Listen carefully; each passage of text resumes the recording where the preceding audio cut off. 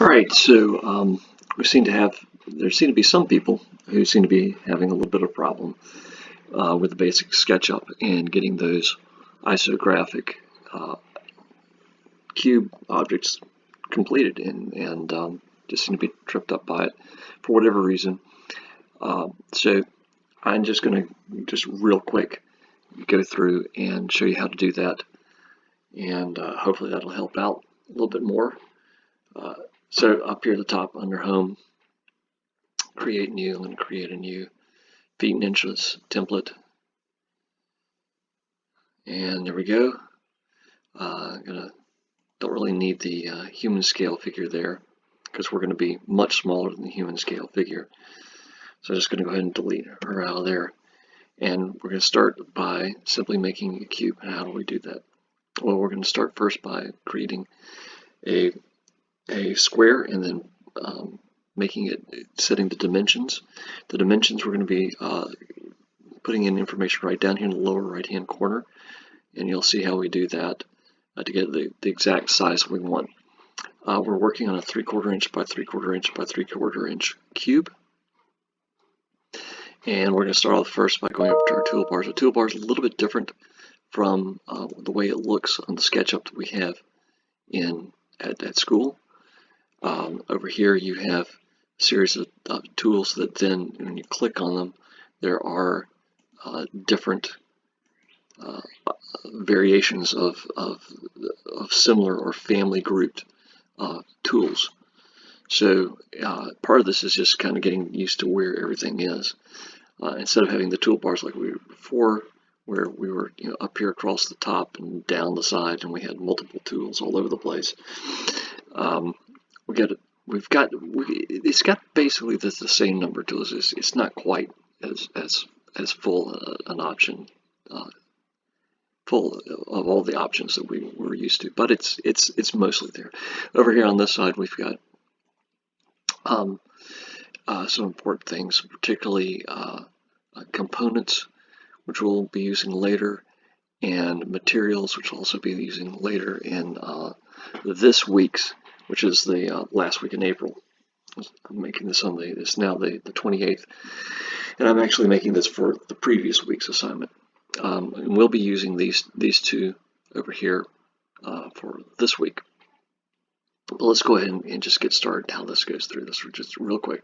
First, I'm going to come over here and I'm going to open up with a rectangle. I'm going to create a rectangle.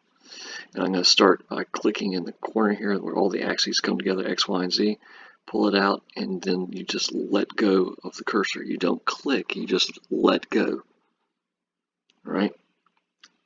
And down over here in the lower right hand corner, you see the dimensions of that object. It doesn't matter. I don't care where I pull it out to, because I'm going to be changing it. At this point, this is where you can change the dimensions. You can't. And one of the things I do not like about SketchUp is, at other points, I can't find any other way to change the dimensions once you've gone beyond this point. So it's real important that after you stop pulling it out, however far you pull that initial square out, you just let go of the mouse, let go of the cursor, and let it sit there. And now's the point where we're going to change the dimensions. So I'm going to go in, I'm going to type in 3/4/4 for 3/4, give it those two little marks, 3/4 inch, comma, space, 3/4 inch, right? And hit equals. And it's going to disappear. You can go, what happened to it? You think you did something wrong. Well, you didn't. Okay, so we're going to hit enter, and it's gone. Is it? Yeah, not really. It's right down there. You just barely see it. So I'm going to put my cursor right beside the object, and I'm just going to start scrolling until it gets up to where I can see it. Dun, dun, dun, dun, dun, dun, dun. There it is right there. Nice and big. So anytime you want to check something as far as the dimensions, over here on the toolbar, see this thing that looks a whole lot like a tape measure? It is a tape measure, right? And there's lots of other dimension lines. We're going to be using those eventually. We're going to use the tape measure, and I can always check this, right? Corner to corner is 3/4 of an inch, corner to corner, 3/4 of an inch. So I'm good, all good, all right. All right, so now I've got 3/4 by 3/4, but this has absolutely no depth. It's just two dimensions. I got to give it some height on the z-axis here. I've got x, y, and there's my z-axis. Alright, so I'm going to go to the push-pull command. Just click on that surface and start pulling it, and just stop. Just stop. Don't even worry about how far you've gone. Right now it's saying down there in the corner, saying we've gone 1/8 of an inch down there in the right hand corner for distance. Now we, just like with creating the square, we can type in what dimension we want. So 3/4 inch, I want this to be a complete square. There's my inch symbol, 3/4 inch by 3/4 inch by 3/4 inch, and there it is. All right, and again, I can come back over here and grab my tape measure. I go by the premise or the saying, the motto from Norm on This Old House: measure twice, cut once. Right? Measure twice, cut once. So I'm going to just to double check myself. I'm gonna go up here first, up to the top corner, and cross there. There's 3/4 inches there, and 3/4 inches down there, and 3/4 inch down there. So everything's good. We are exactly where we need to be. Now I'm going to scroll out a little bit more, and then I'm going to use my orbiter, which is, for me, is just pressing down on the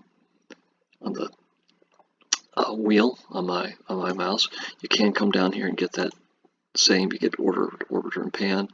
Pan just orbiter lets you orbit around it. Pan allows you to move it kind of. Oops. Try that again. Pan allows you just to kind of move it from side to side. Now I can do the same thing with my mouse. I can hold down the wheel, get the orbiter. If I hold down the shift and click the wheel, I get the pan. So I can do that. It's just a quicker way of doing it. So back out a little bit more. There's my first cube. I'm going to make that first figure. Okay, it has 6 cubes. And all I'm going to do is I'm going to use this first one. I'm just going to copy and paste and copy and paste. And, well, I'm just going to copy and then paste, paste, paste, paste, paste. So I'm going to grab the whole thing here, like that. Grab the whole thing. Control C for copy, and then Control V. V is in victory. V, and there's my next cube. I'm going to put this one up on top, point right there. Control V. There's my next one. Control V. Dun, dun, dun, dun, dun. And I just start working my way around. Control V.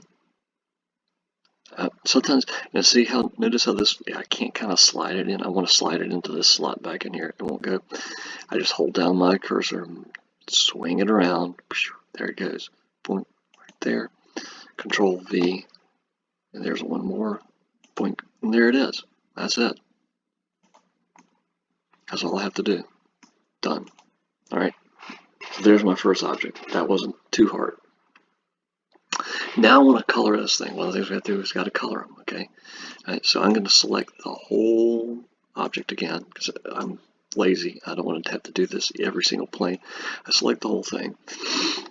I come over to my right bar and I want, I want materials. So I'm going to click on materials and I'm going to go down to colors. Yeah. Click on colors and just for, let's make it Community House Maroon. Here we go. Click on that, paint bucket coast or splash it. Boom, there it is, all done. I don't know if that's, is that our color or is this our color? Yeah, I don't know. I'll just go for that. Alright, so anyway, so there's my option. Now I've colored it. Now I've got to put some dimensions on it. Okay, so the last thing I'm going to do is put some dimensions on this. Right, so how do we do that? Well, we'll go back down here to the tape measure, click on that, and just below tape measure you'll see dimensions. And it's a little tricky, but it's not too bad. Now, just kind of a standard, an industry standard for dimensions, your overall or your long dimensions go on the outside and smaller dimensions go on the inside. So I'll show you what I mean. And I'll show you how to use this thing. So I'm going to click on dimension. I'm going to come in here. And no, I'm not going to come in. I'm going to start from here. I'm going to go to that end point where those two lines. So I'm going to go from here and I'm going to measure to here. Right? So click on there and go to the next point. Click on that. And you can see, if you look between those two green dots, you'll see a measurement, 3/4 inch, but that's a little bit close in. So we're going to just pull that out, okay, 3/4 inch, and click, and it stays in place. Now I'm going to go back to here, click, and this time I'm going to go all the way over to this corner, click, and there's 1.5. And then I'm going to go one more time and give my outside dimension all the way from here over here, and I just kind of pull it out, pull it out, pull it out, pull it out. There we go. So now I've got overall dimension and then in my inside dimensions. Alright, I can do the same thing with, move this up like this and just orbit it a little bit like that. I can also do that vertically as well. And let's go this way. Let's go this way. Alright, so I'm going to go back to my dimension, and I'm going to start here, end point there, and right there, and I'm just going to pull that out. Now see, I can go this way along the green. I want to go this way along the red. So it's just kind of a matter of which, you can kind of feel that with your mouse. So I'm going to pull that out, and I'm going to want it to be about the same as the other one over there, 3/4 inch, the first one I did. So, so it kind of visually looks the same. It's just some symmetry there. And then I'm going to do one more. Now this sometimes gets tricky going back this far, but I'm going to try to pull that point and that point. And sometimes it works better to start from there and not, there we go. And you just can kind of pull it out. Voila. There we go.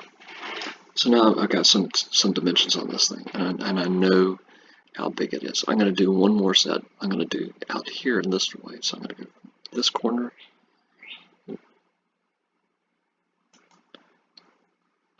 Nope. Undo. I just did. Try that again. 1, 2. That. I'm going to go from. Let's see here. Oops. Wait a second. I'm kind of messing myself up here. I think I got to get in a little bit closer. End point to end point. And now, there we go. There we go.